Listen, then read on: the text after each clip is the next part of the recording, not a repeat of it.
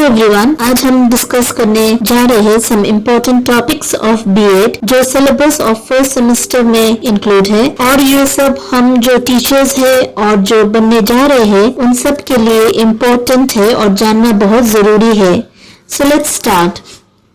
First of all हम लोग discuss करेंगे the topic of childhood and growing up जो सेमेस्टर B.ed का फर्स्ट सेमेस्टर में है इंक्लूड है। उसमें फर्स्ट टॉपिक है ग्रोथ एंड डेवलपमेंट। सो हम लोग ने सुना है ग्रोथ और डेवलपमेंट के बारे में, पर हम लोग को अच्छी तरह से जानना है कि ग्रोथ और डेवलपमेंट क्या है, why it is important. So first of all हम लोग उसका कॉन्सेप्ट के बारे में जानेंगे। सो लेट्स स्टार्ट कि फर्स्ट कॉन्सेप्ट ऑफ ग्रोथ के बारे में हम लोग जानेंगे, उसके मीनिंग के बारे में जानेंगे। So I am just going to read the meaning. The term growth is used in purely physical sense.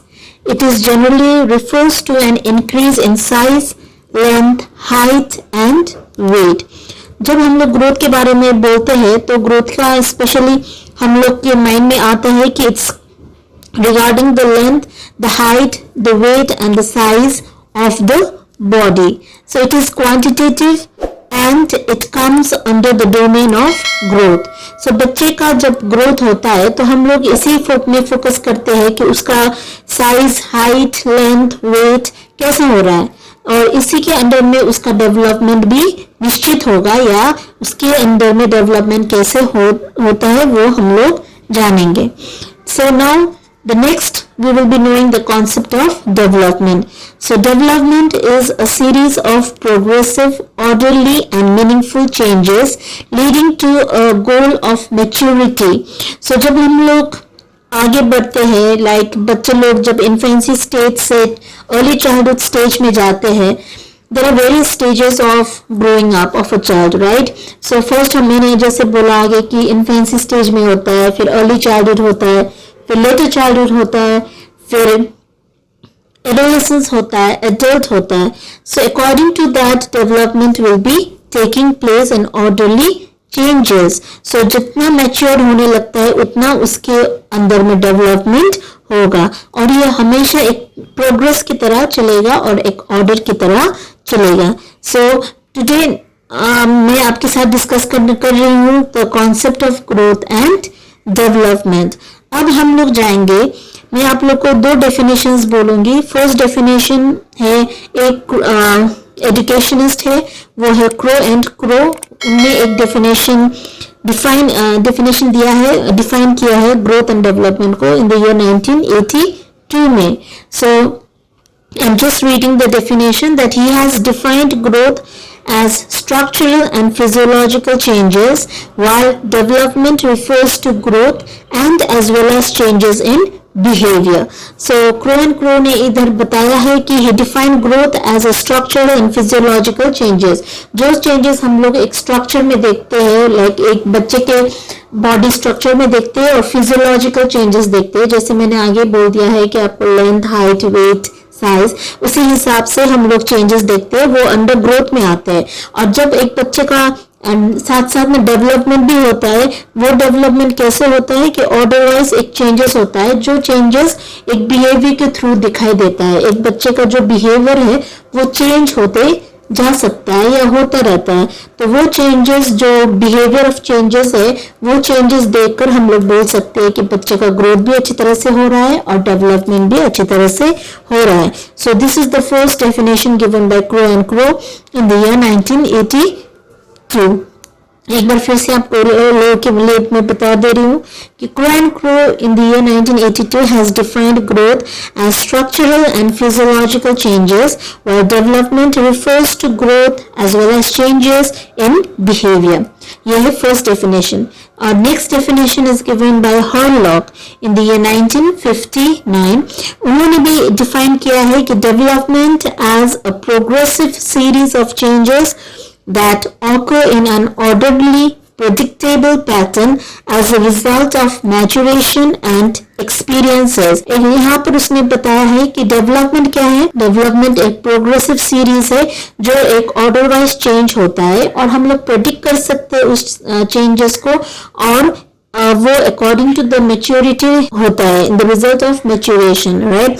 So for example जब छोटे बच्चे को हम लोग दिखाई देता है कि छोटे बच्चे कुछ खाना वगैरह मांग नहीं सकते, वो लोग रोते हैं, तो जब वो इन्फेंसी स्टेज से जब वो अर्ली चाइल्डहुड स्टेज में जाएगा तो वो छोटा छोटा वर्ड्स वगैरह बोलेगा, मैमर करेगा, तो उसी हिसाब से क्या दिखाई देगा कि अच्छा उसको भूख लगा है. So there are various kind of changes जो हम लोग को नजर आएगा. सो वो changes every time it will be in orderly manner, right. So अभी हम लोग ने मीनिंग और कॉन्सेप्ट जान चुके हैं ग्रोथ एंड डेवलपमेंट का और उसके बारे में हम लोग ने डेफिनेशंस भी देखे हैं. First definition crow and crow का है, सेकंड डेफिनेशन हॉर्लक का है. अब हम लोग डेवलपमेंट का 4 बेसिक एलिमेंट्स में जाते हैं. 4 बेसिक एलिमेंट्स ऑफ डेवलपमेंट जिसके थ्रू डेवलपमेंट अच्छी तरह से हो सकता है. सो द 4 बेसिक एलिमेंट्स, ये 4 एलिमेंट्स अगर हो तो डेवलपमेंट आपका बच्चे का या एनी मेच्योरिटी का लेवल का अच्छी तरह से ऑर्डरली होगा. फर्स्ट इज क्या है, ग्रोथ. बच्चे का ग्रोथ हमेशा अच्छा होना चाहिए. That means how the growth of a child should be, that is by giving them nutritious food, by checking their health, by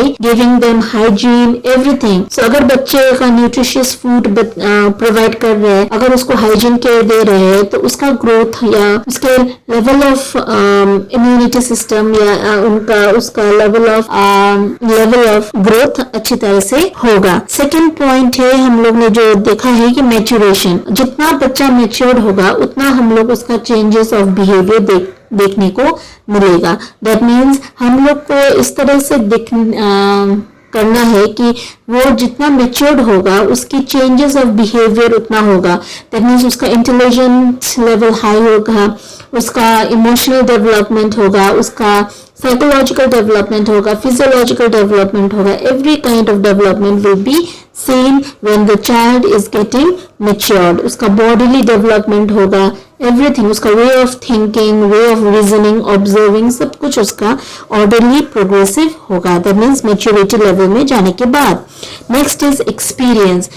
that means छोटे बच्चे जब घर में रहते हैं वो लोग बहुत सारा चीज़ों को देखते हैं, उसको ऑब्जर्व करते हैं. स्पेशली वो मम्मी और पापा को इमिटेट करते हैं, तो उस इमिटेशन से भी उसका एक्सपीरियंस बढ़ेगा. जो मम्मी और पापा बोल रहे हैं उसको भी वो सुनेगा और उसी लैंग्वेज में वो बोलेगा. तो हम लोग पहले ही बोलते हैं कि उन लोग को बच्चे लोग के सामने अच्छी तरह से बोलना चाहिए. सो ये क्या होता है कि अगर हम लोग अच्छी तरह से बताए, उसको बोले या उसके साथ बात करें तो उसी एक्सपीरियंस वो अच्छा इस तरीके से हम लोग को बात करना पड़ेगा, उस एक्सपीरियंस के थ्रू वो सीखेगा. नेक्स्ट इज उसको good habits and bad habits. That means छोटे बच्चे लोग को हम लोग वॉशरूम में कैसे ये करना है, that means using of things, brushing the teeth, keeping them hygienic, food कैसे खाना है, वो लोग हम लोग फैमिली में भी वो लोग देखकर सीखते हैं. But most important thing is the second home is the school. School में जाकर वो लोग बहुत कुछ एक्सपीरियंस कर सकते हैं, बहुत कुछ सीखते हैं. सो टीचर्स लोग उन लोग को एक्सपीरियंस गेन करने में हेल्प करेगा और उन लोग का फ्रेंड्स लोग भी एक्सपीरियंस गेन करने में हेल्प करेगा. So because of the experience also which he is getting from the environment he can develop in a better manner. Last one है आपका सोशल ट्रांसमिशन. दैट मीन्स बच्चे लोग को कैसे सोशल करना चाहिए, socially how we should keep the child. That means हम लोग घर में बर्थडे पार्टी मनाते हैं, फंक्शनिंग क्रिएट होते हैं. उस फंक्शनिंग का मोस्ट इम्पोर्टेंट है obviously there is a good gathering in the family for a better reason. So उस गैदरिंग को हम लोग बच्चे लोग को दिखाते हैं कि अच्छा इस गैदरिंग में बच्चे लोग को सोशल ट्रांसमिशन होगा. वो लोग बहुत कुछ वो लोग ट्रांसमिट करेगा अपने फ्रेंड्स के साथ, लैंग्वेज वगैरह सीखेगा, कल्चर वगैरह सीखेगा, ट्रेडिशंस वगैरह सीखेगा. तो ये सब भी उन लोग का डेवलपमेंट में हेल्प करेगा. In the same way in school में भी बहुत सारा पढ़ाई के साथ साथ बहुत सारा को करिकुलर एक्टिविटीज होता है. वो को करिकुलर एक्टिविटीज देखने से भी बच्चे लोग बहुत कुछ सीख सकता है. इसलिए हर एक स्कूल में they give importance to the cocurricular activities. That means drama, art, PT हो गया, फिजिकल एजुकेशन जैसे हो गया, आर्ट एंड क्राफ्ट क्लासेस हो गया. इसमें भी बच्चे लोग बहुत कुछ सीखते हैं. या फिर इन्वायरमेंट, अभी तो हम लोग एनवायरमेंटल डे वगैरह, टीचर्स डे, सब कुछ मनाते हैं। उसी हिसाब से ये सब कुछ बच्चे लोग को सोशल ट्रांसमिशन में हेल्प करेगा, सोशली एडजस्ट करने का मौका देगा, केयरिंग, हेल्पिंग, अंडरस्टैंडिंग का। They will be having a good development और थिंकिंग प्रोसीडियर। सो ये 4 basic elements is very much important जो मैंने अभी भी डिस्कस किया है। फर्स्ट वन इज आपका होगा ग्रोथ, सेकेंड वन इज आपका होगा मेच्योरिटी, थर्ड होगा उसका एक्सपीरियंस और फोर्थ होगा उसका सोशल ट्रांसमिशन। सो अभी के थ्रू हम लोग ने क्या क्या डिस्कस किया? फर्स्ट हम लोग ने डिस्कस किया the concept of growth and development. Second हम लोग ने डिस्कस किया definitions of Crow and Hurlock. Third हम लोग ने डिस्कस किया एलिमेंट्स ऑफ डेवलपमेंट। अब हम लोग डिस्कस करेंगे differences of growth and development. तो उसका डिफरेंसेस जैसे मैं आपको दिखाने जा रही हूँ कि यहाँ पर मैंने कॉलम, एक्चुअली आप लोग अगर कॉलम बनाएंगे, कॉलम बनाने के आप लोग को क्लियरली पता चलेगा कि कौन सा डिफरेंसेस आप लोग को अच्छी तरह से दिखाई देगा, right? That means when you have to make differences, I always tell my students to make a column in between and write growth in one side and development in another side. So first discuss करेंगे, आप लोग ने left और right side में लिखिए growth and development. एक growth है, growth it refers to changes in the body. That means जब हम लोग ग्रोथ के बारे में बोलते हैं, सिर्फ हम लोग का माइंड में आता है कि अच्छा ये growth is referring in the change in the body, जो लेंथ, हाइट, साइज, वेट सब में होगा। Development in the other hand is it refers to overall changes resulting into improved function. That means अगर हम लोग डेवलपमेंट के बारे में डिस्कस कर रहे हैं तो डेवलपमेंट का डिफरेंस क्या है? Growth is it refers changes in the body और डेवलपमेंट है overall changes in the improved functioning. That means overall changes हम लोग दिखाई देता है। दैट मीन्स ब्रेन डेवलपमेंट से लेकर physical, emotional, social, every development can be seen. That means overall changes resulting into improved function. Second point है कि growth does not continue throughout life. That means growth एक certain age के बाद stop होता है, ठीक है? जब हम लोग का adult age starts from the age of 18. So we often say that after 18 the length, the height, the size, not the weight, it always stops. But in the next point, development क्या होता है कि development is a continuous process. हम लोग जब माँ के अंदर होता है, in the womb, from that point only the development starts, right? That means we often say a word that development starts from the womb to the tomb. That means जब तक हम लोग नहीं मरते हैं तब तक हम लोग का development होता ही रहता है। वो तो मैंने आगे बोल दिया था आपको द बेसिक एलिमेंट्स में, जो एक्सपीरियंस बोला था, सोशल ट्रांसमिशन तो चलता ही रह रहा है। सो development continues throughout the life but growth stops into when certain maturity is attend. Third point आप लोग को बता रही हूँ, growth produces changes which can be measured and quantified. That means growth certain changes दिखाई देते हैं हम लोग को, जो हम लोग मेजर कर सकते हैं या फिर जो लोग हम लोग वेट कर सकते हैं। जैसे बच्चे का लेंथ, हाइट, वेट, साइज, ये सब हम लोग क्या कर सकते हैं? हम लोग मेजर कर सकते हैं। पर डेवलपमेंट क्या कर सकते हैं? Development implies improvement in functioning and behavior, hence brings qualitative changes which are difficult to measure directly. हम लोग डायरेक्टली उसको मेजर नहीं कर सकते, हम लोग उसका इम्प्रूवमेंट और फंक्शनिंग देखकर हम लोग बता सकते हैं कि यस, इस बच्चे का इम्प्रूवमेंट हो रहा है और फंक्शनिंग अच्छी तरह से हो रहा है, ठीक है? सो फोर्थ पॉइंट हम लोग जाएंगे, the term growth is used in purely physical sense. It generally refers to an increase in size, length, height and weight, or development implies overall changes in shape from structure resulting to improving working and functioning. So यहाँ पर भी same चीज थोड़ा सा मैंने repeat किया है कि ग्रोथ हमेशा एक सेंस, एक लेवल में रहता है जो है length, size, height and weight, पर डेवलपमेंट क्या होता है, उसी को ओवरऑल चेंजेस में होता है, जैसे it is a form of structure which result into improving into functions and working। जब एक बच्चे का अच्छे तरह से डेवलपमेंट होता है या अच्छी तरह से उसका skill emotional development, intellectual development starts होता है, तो उसमें क्या होता है कि उसका वर्किंग स्किल्स, उसका फंक्शनिंग स्किल्स टीचर्स लोग अब देख पाते हैं। वो लोग अपने काम में उसका काम करने का तरीका, उसका लिखने का तरीका, उसका बोलने का तरीका, उसका way of changes of behaviour will be vast difference। So there should be a proper growth in order to get a proper development। Fifth point हम लोग क्या करेंगे कि ग्रोथ मे और मे नॉट ब्रिंग डेवलपमेंट। अच्छा, ये चीज है कि a child may grow becomes fat, that does not mean there is no functioning।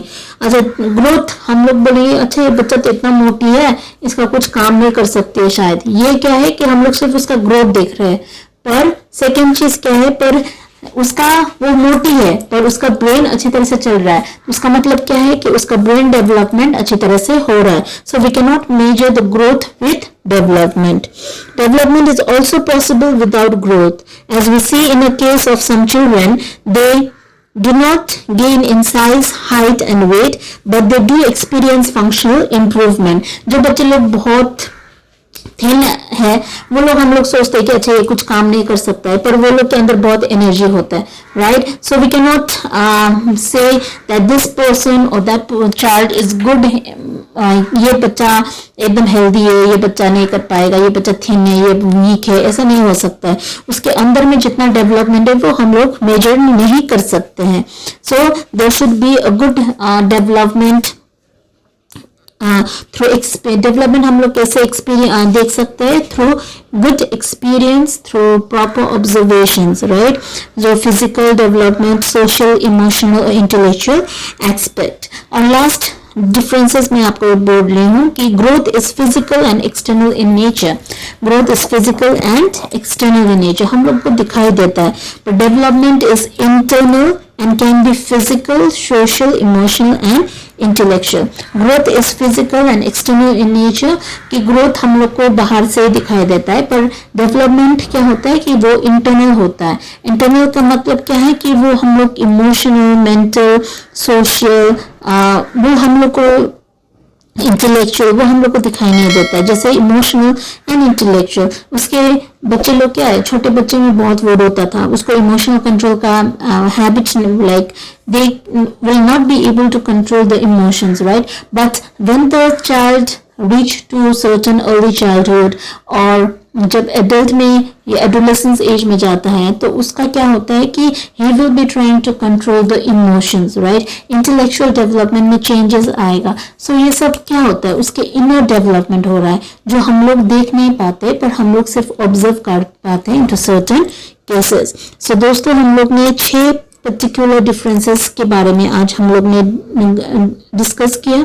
That means growth and development का 6 डिफरेंसेस मैंने आपको बहुत बता दिया है, वो इम्पोर्टेंट है आप लोग के लिए। छोटकरी में बता रही हूँ कि growth it refers to changes in the body. Second is development refers to overall changes resulting improved function. Growth stops and does not continue throughout the life. Development continues throughout the life. Growth produce changes which can be measured, but development brings changes which are difficult to be measured directly.